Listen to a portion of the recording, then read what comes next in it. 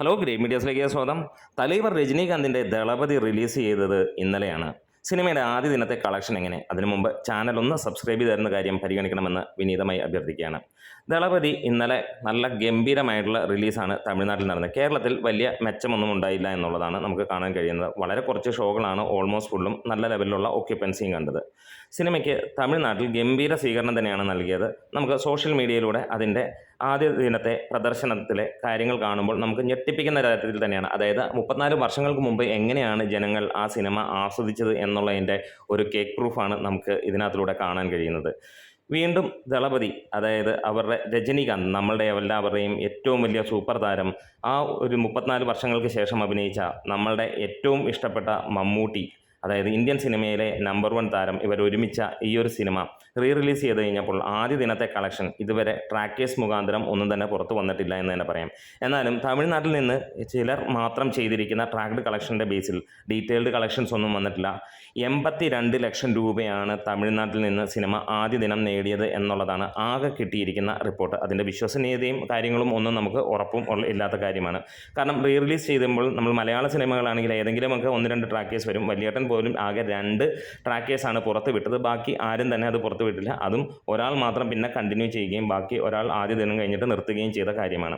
അവിടുന്ന് മാത്രമാണ് tracked collection വരുന്ന ഒരു കാര്യം നമുക്ക് കാണാൻ കഴിഞ്ഞത്. എന്തായാലും ബുക്കിംഗ് വെച്ച് നോക്കുമ്പോൾ അത് ഒരു സ്വാഭാവികമായും നടക്കാനുള്ള ചാൻസ് ഉള്ളതാണ്. കാരണം ചെന്നൈയിൽ മാത്രമായിട്ട് ഇന്നലെ ഏകദേശം 80-90ഓളം ഷോകൾ ഓൾമോസ്റ്റ് ഹൗസ്ഫുള്ള് എന്നുള്ളത് പലയിടത്തും ഹൗസ്ഫുള്ളും നമുക്ക് കാണാൻ കഴിഞ്ഞു. അപ്പോൾ തമിഴ്നാട് മുഴുവനായിട്ട് നോക്കുമ്പോൾ നമുക്കറിയാം, ഗ്രാമങ്ങളും അല്ലെങ്കിൽ അങ്ങനെയുള്ള ഇന്നർ സൈഡിലേക്കുള്ള സിറ്റിക്ക് അകത്തേക്കുള്ള സ്ഥലങ്ങളിലുമൊക്കെ ഇത് ഭീകരമായിട്ടുള്ള ഒരു തരംഗമായിരിക്കും. ആകെ ട്രാക്ക് ചെയ്യാൻ പറ്റുന്നത് ഈ പറഞ്ഞ പോലെ ഓൺലൈൻ ടിക്കറ്റ് ബുക്കിംഗ് നടത്തുന്ന ഒരു കാര്യത്തിലാണ്.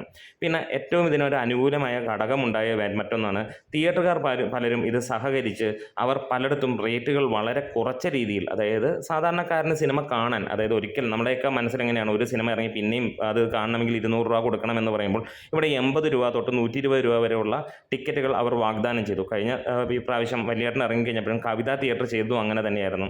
അവർ 100 മുതലുള്ള എമൗണ്ട് 160 വരെയുള്ള എമൗണ്ട് നൽകിയിരുന്നു. അതായത് സോവയ്ക്ക് വരെ 160 ഉണ്ടായിരുന്നുള്ളൂ എന്നുള്ളതാണ്. എന്തായാലും ഇവിടെ നമുക്ക് കിട്ടിയ ഡീറ്റെയിൽസിൽ 80 ലക്ഷം രൂപയ്ക്ക് മുകളിലാണ് സിനിമയുടെ കളക്ഷൻ. എന്തായാലും മികച്ച ഒരു കളക്ഷൻ തന്നെയാണ്. അത് അദ്ദേഹം അർഹിക്കുന്ന ഒരു കളക്ഷനുമാണ്. കാരണം തമിഴ് ഫിലിം ഇൻഡസ്ട്രിയിലെ തന്നെ ഏറ്റവും മികച്ച സിനിമകളുടെ പട്ടികയിൽ ഇന്നും ക്ലാസിക്സ് മൂവി എന്നുള്ള ലെവലിൽ തന്നെയാണ് കാണുന്നത് ഈ സിനിമയെ. അതുകൂടെ മാത്രമല്ല, ഇന്നലെ മമ്മൂട്ടിയെ സ്ക്രീനിൽ കാണുമ്പോഴും തമിഴന്മാർ ഇളകി മറിയുന്ന ഒരു കാര്യവും നമുക്ക് കാണാൻ കഴിഞ്ഞു. രജനീകാന്തിനൊപ്പം മമ്മൂട്ടിയെ കാണുമ്പോൾ അവർ അത് ആഘോഷമാക്കുക തന്നെയാണ്. ഇതിലെ എടുത്തു പറയേണ്ട കാര്യങ്ങൾ അതിൻ്റെ സോങ് കൂടിയാണ്. അതിലെ ഓരോ പാട്ടിനും ആളുകൾ തിയേറ്ററിൽ നൃത്തം വെക്കുന്ന ഒരു കാര്യവും നമുക്ക് കാണാൻ കഴിഞ്ഞു എന്നുള്ളത്. എന്തായാലും ഗംഭീരമായിട്ടുള്ള ഒരു റിലീസ് തന്നെയാണ്. ഇനിയും നമ്മൾ സെർച്ച് അല്ലെങ്കിൽ നമ്മൾ അന്വേഷിച്ചുകൊണ്ടിരിക്കുന്നു ഏതെങ്കിലും ഒരു വിശ്വസനീയമായ അല്ലെങ്കിൽ ഏതെങ്കിലും ട്രാക്കേഴ്സ് ഇത് ചെയ്യുന്നുണ്ടോ എന്നുള്ള കാര്യം. ഇതുവരെയും ഒന്നിൻ്റെയും അപ്ഡേറ്റ് കിട്ടിയില്ല. ആകെ കിട്ടിയിരിക്കുന്ന ഡീറ്റെയിൽ വെച്ചിട്ടാണ് പറയുന്നത്. നമ്മുടെ വീഡിയോസ് ഇഷ്ടമായെങ്കിൽ ഒന്ന് സപ്പോർട്ട് ചെയ്ത് തരാം. തീർച്ചയായും ഒന്ന് സബ്സ്ക്രിപ്ഷൻ പരിഗണിക്കാം. Great medias.